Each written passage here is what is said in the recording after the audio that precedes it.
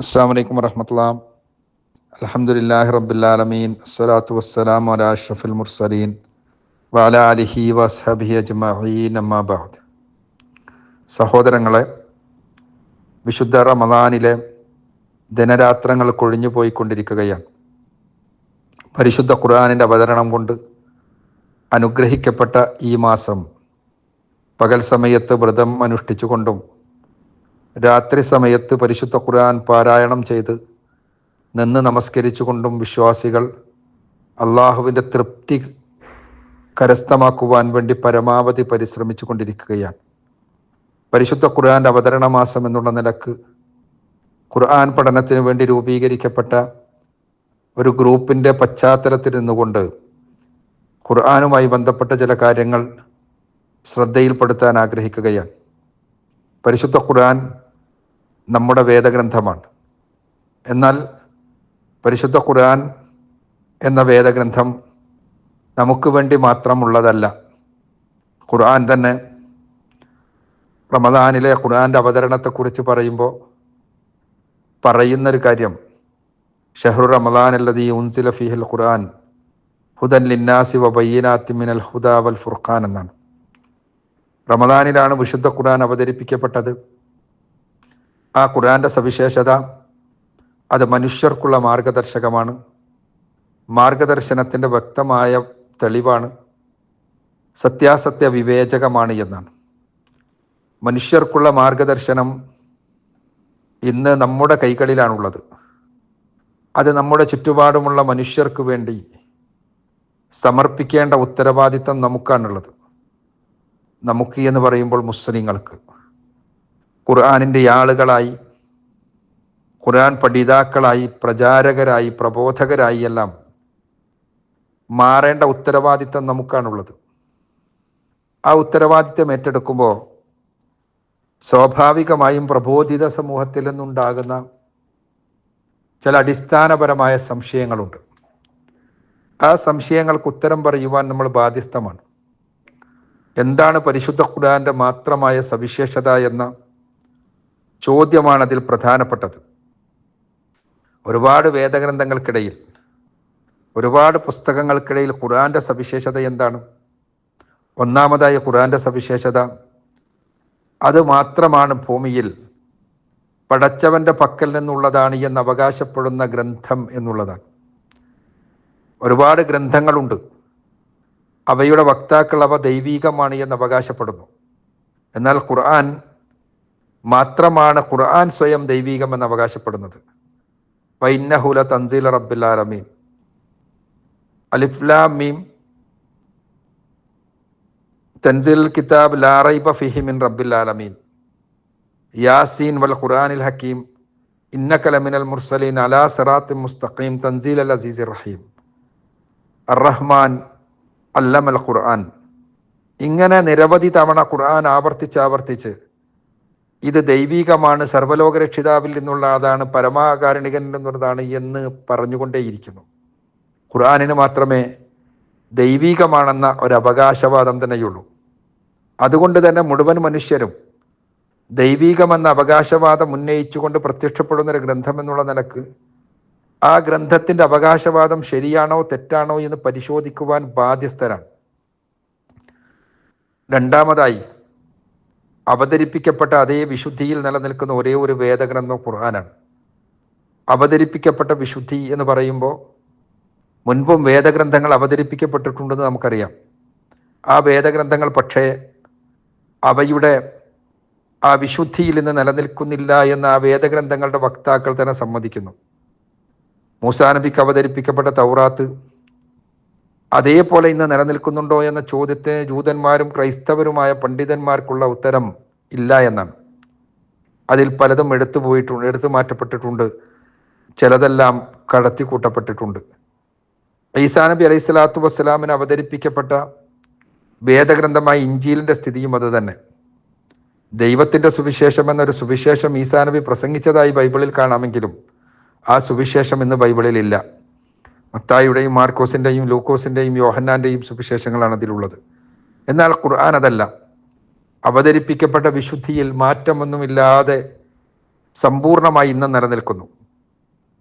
അത് അതേപോലെ നിലനിൽക്കുമെന്നത് അള്ളാഹു ഖുർആനിലൂടെ നൽകുന്ന വാഗ്ദാനവുമാണ്. ഇന്നാ നഹ്നു നസ്സൽന ദിക്റ വഇന്നാ ലഹു ലഹാഫിളൂൻ. ഖുർആനിലെ 15-ാമത്തെ അധ്യായം സൂറത്തുൽ ഹിജ്റിലെ 9-ാമത്തെ വചനത്തിലൂടെ ഈ ഖുർആൻ ഇതേപോലെ മാറ്റമൊന്നുമില്ലാതെ അള്ളാഹുവിൻ്റെ ഉത്ബോധനം നിലനിർത്തുമെന്ന് അള്ളാഹു വാഗ്ദാനം ചെയ്തിരിക്കുകയാണ്. ആ നിലനിൽക്കൽ ഇന്നും ഹാഫിളുകളിലൂടെയും രേഖകളിലൂടെയും തുടർന്നുകൊണ്ടിരിക്കുന്നു. അത് മാത്രം തന്നെ വലിയൊരു വിഷയമാണ്. അപ്പോൾ രണ്ടാമത്തെ ഖുർആന്റെ സവിശേഷത അവതരിപ്പിക്കപ്പെട്ട വിശുദ്ധിയിൽ നിലനിൽക്കുന്ന ഒരേ ഒരു വേദഗ്രന്ഥമാണ് എന്നതാണ്. മൂന്നാമത്തെ ഖുർആന്റെ സവിശേഷത ഖുർആൻ അത് വലിയൊരു വെല്ലുവിളി നടത്തുന്നു. ആ വെല്ലുവിളിക്ക് ഉത്തരം നൽകുവാൻ ഇതേവരെ ഒരു മനുഷ്യനും കഴിഞ്ഞിട്ടില്ല എന്നതാണ്.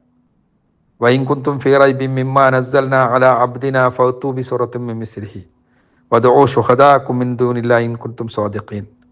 നമ്മുടെ ദാസന് നാം അവതരിപ്പിച്ചു കൊടുത്ത ഈ വേദഗ്രന്ഥത്തെക്കുറിച്ച് ആർക്കെങ്കിലും സംശയമുണ്ടെങ്കിൽ അതിലൊരു അധ്യായത്തിന് തുല്യമായ അധ്യായമെങ്കിലും നിങ്ങൾ കൊണ്ടുവരിക. നിങ്ങൾക്കതിന് കഴിയില്ല ഖുർആൻ പറയാം. അപ്പോൾ ഖുർആന്റെ ഈ വെല്ലുവിളിക്ക് ഖുർആനിലൊരു അധ്യായത്തിന് തുല്യമായ ഒരു അധ്യായമെങ്കിലും, ഒരു സൂറത്തിന് തുല്യമായ ഒരു സൂറത്തെങ്കിലും കൊണ്ടുവരിക എന്ന വെല്ലുവിളിക്ക് ഉത്തരം നൽകാൻ മനുഷ്യർക്ക് ഇതുവരെ കഴിഞ്ഞിട്ടില്ല. ഖുർആന്റെ വലിയൊരു അമാനുഷികതയാണത്. നാലാമതായി പരിശുദ്ധ ഖുർആൻ സ്വയം തന്നെ പ്രഖ്യാപിക്കുന്നത് അതിൽ യാതൊരു അബദ്ധവുമില്ല, വൈരുദ്ധ്യവുമില്ല എന്നാണ്. അഫലാ യതദബ്ബറൂനൽ ഖുർആന വലൗ കാന മിൻ ഇൻദി ഗൈരില്ലാഹ് ലവജദൂ ഫീഹി ഇഖ്തിലാഫൻ കതീറ. ഈ ഖുർആനെ കുറിച്ച് അവർ ചിന്തിക്കുന്നില്ലേ? അവർ ദൈവത്തിൽ നിന്നുള്ളതല്ലായിരുന്നുവെങ്കിൽ, അള്ളാഹുവിൽ നിന്നുള്ളതല്ലായിരുന്നുവെങ്കിൽ അവർക്കതിൽ ധാരാളം വൈരുദ്ധ്യങ്ങൾ കാണാൻ കഴിയുമായിരുന്നു. ഖുർആൻ വൈരുദ്ധ്യങ്ങളില്ലാത്ത, അബദ്ധങ്ങളില്ലാത്ത ഗ്രന്ഥമാണ്. ഖുർആനിന് ശേഷം ശാസ്ത്രവും ചരിത്രവുമെല്ലാം ഒരുപാട് പുരോഗമിച്ചു. പക്ഷേ ആ ചരിത്ര പഠനങ്ങളുടെ അടിസ്ഥാനത്തിലോ ശാസ്ത്ര പഠനങ്ങളുടെ അടിസ്ഥാനത്തിലോ ഒന്നും തന്നെ പരിശുദ്ധ ഖുർആനിൽ എന്തെങ്കിലും ഒരു അബദ്ധമുണ്ടെന്ന്, ഒരു തെറ്റുണ്ടെന്ന്, സൂക്ഷ്മമായ ഒരു അബദ്ധമെങ്കിലും ഉണ്ട് എന്ന് വസ്തുനിഷ്ഠമായി സ്ഥാപിക്കാൻ ഒരാൾക്കും കഴിഞ്ഞിട്ടില്ല. അതേപോലെ തന്നെ ഖുർആൻ നീണ്ട 23 വർഷ കാലഘട്ടത്തിലെ വ്യത്യസ്തങ്ങളായ സാഹചര്യങ്ങളിൽ അവതരിപ്പിക്കപ്പെട്ട ഗ്രന്ഥമാണ്. ആ ഗ്രന്ഥത്തിൽ എന്തെങ്കിലും ഒരു വൈരുദ്ധ്യം ഏതെങ്കിലും സ്ഥലത്തുള്ളതായി ഒരാൾക്കും പറയാനും കഴിഞ്ഞിട്ടില്ല. ഖുർആന്റെ വലിയൊരു സവിശേഷതയാണിത്. അഞ്ചാമതായി പരിശുദ്ധ ഖുർആൻ പ്രകൃതി പ്രതിഭാസങ്ങളെക്കുറിച്ച് സംസാരിക്കുമ്പോൾ ആ പ്രകൃതി പ്രതിഭാസങ്ങളെക്കുറിച്ചുള്ള എല്ലാ പരാമർശങ്ങളും 100% ശരിയാണെന്ന് പിൽക്കാലഘട്ടത്തിലെ പഠനങ്ങൾ വ്യക്തമാക്കുന്നു. ഖുർആൻ ഉപയോഗിച്ച പദങ്ങൾ, ഖുർആൻ ഉപയോഗിച്ച പ്രമേയങ്ങൾ, ഖുർആൻ ഉപയോഗിച്ച പ്രത്യയങ്ങൾ എല്ലാം വളരെ കൃത്യമാണ്. അതിൽ ഒരു അബദ്ധം പോലുമില്ല. ശാസ്ത്രരംഗത്തെല്ലാം തന്നെ ഈ രംഗത്ത് പുതിയ പഠനങ്ങൾ നടക്കുമ്പോൾ നമ്മൾ ഖുർആനിൻ്റെ പദപ്രയോഗങ്ങൾ എത്രത്തോളം കൃത്യമാണെന്നും സൂക്ഷ്മമാണെന്നും മനസ്സിലാക്കുകയാണ്. ആറാമതായി പരിശുദ്ധ ഖുർആനിൽ ഒരുപാട് ചരിത്ര വസ്തുതകൾ പറയുന്നുണ്ട്. ആ ചരിത്ര വസ്തുതകളിൽ എന്തെങ്കിലും ഒരു അബദ്ധമുള്ളതായി ഒരാൾക്കും തെളിയിക്കാൻ കഴിഞ്ഞിട്ടില്ല. പരിശുദ്ധ ഖുർആൻ പറയുന്ന ചരിത്ര വസ്തുതകൾ അത് കൂടുതൽ കൃത്യമാണെന്നും സത്യസന്ധമാണെന്നും വസ്തുതാപരമാണെന്നും പുതിയ പുതിയ പഠനങ്ങൾ നടക്കുമ്പോൾ, ആ ചരിത്രാന്വേഷണത്തിലുള്ള പുതിയ അന്വേഷണങ്ങൾ നടക്കുമ്പോൾ നമുക്ക് കൂടുതൽ കൂടുതൽ ബോധ്യപ്പെടുകയാണ്. ആറാമതായി പരിശുദ്ധ ഖുർആൻ സ്വയം പ്രഖ്യാപിക്കുന്നൊരു കാര്യം, ഈ ഖുർആൻ ഇന്ന ഹാദൽ ഖുർആന യഹ്ദീ ലില്ലത്തി ഹിയ അഖ്വം എന്നാണ്. ഈ ഖുർആൻ ഏറ്റവും ചൊവ്വായ മാർഗത്തിലൂടെ മനുഷ്യരെ വഴി നടത്തുന്നു. ഖുർആൻ വഴി നടത്തുന്ന ആ മാർഗം ഏറ്റവും ശരിയാണ്. ഒരബദ്ധവുമില്ലാത്ത മാർഗം, ഒരു വളവുമില്ലാത്ത മാർഗം, കൃത്യമായി ധർമാധർമ്മങ്ങൾ വ്യവച്ഛേദിക്കുന്ന മാർഗം. പരിശുദ്ധ ഖുർആൻ പഠിപ്പിച്ച ധർമ്മം ഏതെങ്കിലും ഒരു അധർമ്മമാണെന്ന് പറയാൻ, സ്ഥാപിക്കുവാൻ ഒരാൾക്കും കഴിയില്ല. ഖുർആൻ പഠിപ്പിച്ച ഏതെങ്കിലും ഒരു അധർമ്മം ധർമ്മമാണെന്ന് സ്ഥാപിക്കാനും ഒരാൾക്കും കഴിയില്ല. പരിശുദ്ധ ഖുർആൻ മുന്നോട്ട് വെക്കുന്ന ധാർമ്മിക സങ്കല്പം കുറ്റമറ്റതാണ്, കൃത്യമാണ്. ഏഴാമതായും അവസാനമായും പരിശുദ്ധ ഖുർആൻ മനുഷ്യർക്ക് അവരുടെ ജീവിത ലക്ഷ്യത്തെക്കുറിച്ച് കൃത്യമായ ബോധം നൽകുകയും ആ ലക്ഷ്യത്തിലേക്ക് എത്തേണ്ടുന്ന മാർഗം എന്താണ് എന്ന് കൃത്യമായി പഠിപ്പിക്കുകയും ചെയ്യുന്നു. കുല്ലു നഫ്സിൻ ദായിഖത്തുൽ മൗത്ത് വഇന്നമാ തുവഫൗന ഉജൂറക്കും യൗമൽ ഖിയാമ ഫമൻ സൂസിയ അനിൻ നാരി വഉദ്ഖിലൽ ജന്ന ഫഖദ് ഫാസ്. അതെ, ജീവിതത്തിൻ്റെ ലക്ഷ്യം മരണാനന്തര ജീവിതമാണ്. ആ മരണാനന്തര ജീവിതത്തിലെ സ്വർഗപ്രാപ്തിയാണ്, പടച്ചവൻ്റെ തൃപ്തിയാണ്. ആ ലക്ഷ്യത്തിലെത്താൻ എന്താണ് മാർഗം? ഖുർആൻ പഠിപ്പിക്കുന്നു. അതേപോലെ തന്നെ ഖുർആന്റെ പ്രായോഗിക ജീവിത മാതൃകയായ റസൂലുള്ളാഹി സ്വല്ലല്ലാഹു അലൈഹി വസല്ലമയുടെ സുന്നത്ത് പഠിപ്പിക്കുന്നു. ഇങ്ങനെ പരിശുദ്ധ ഖുർആൻ എല്ലാ അർത്ഥത്തിലും വ്യതിരിക്തമാണ്, കൃത്യമാണ്. പരിശുദ്ധ ഖുർആൻ മുന്നോട്ട് വെക്കുന്ന ജീവിത ദർശനം സൂക്ഷ്മമാണ്, അതോടൊപ്പം സത്യസന്ധവുമാണ്. പരിശുദ്ധ ഖുർആൻ എന്താണ് അതിൻ്റെ സവിശേഷത എന്ന് ചോദിക്കുന്നവർക്ക് ഉത്തരങ്ങളാണ് നമ്മളിവിടെ പറഞ്ഞത്. ആ ഖുർആൻ അനുസരിച്ച് ജീവിക്കാൻ, ആ ഖുർആന്റെ മാർഗത്തിൽ കൂടുതൽ മുന്നോട്ട് പോകാൻ, ഖുർആന്റെ അകത്തളത്തിലേക്ക് പഠനങ്ങൾ നടത്തുവാൻ, പരിശുദ്ധ ഖുർആനിൻ്റെ സത്യത ബോധ്യപ്പെടുവാൻ, അത് മറ്റുള്ളവർക്ക് എത്തിച്ചു കൊടുക്കുവാൻ, അതെല്ലാമുള്ള പ്രചോദനമാകണം ഈ റമദാനിലെ ദിനരാത്രങ്ങൾ. അള്ളാഹു അനുഗ്രഹിക്കട്ടെ. വാഹൃദവാൻ അൽഹംദുലില്ലാഹി റബ്ബിൽ ആലമീൻ. അസ്സലാമു അലൈക്കും.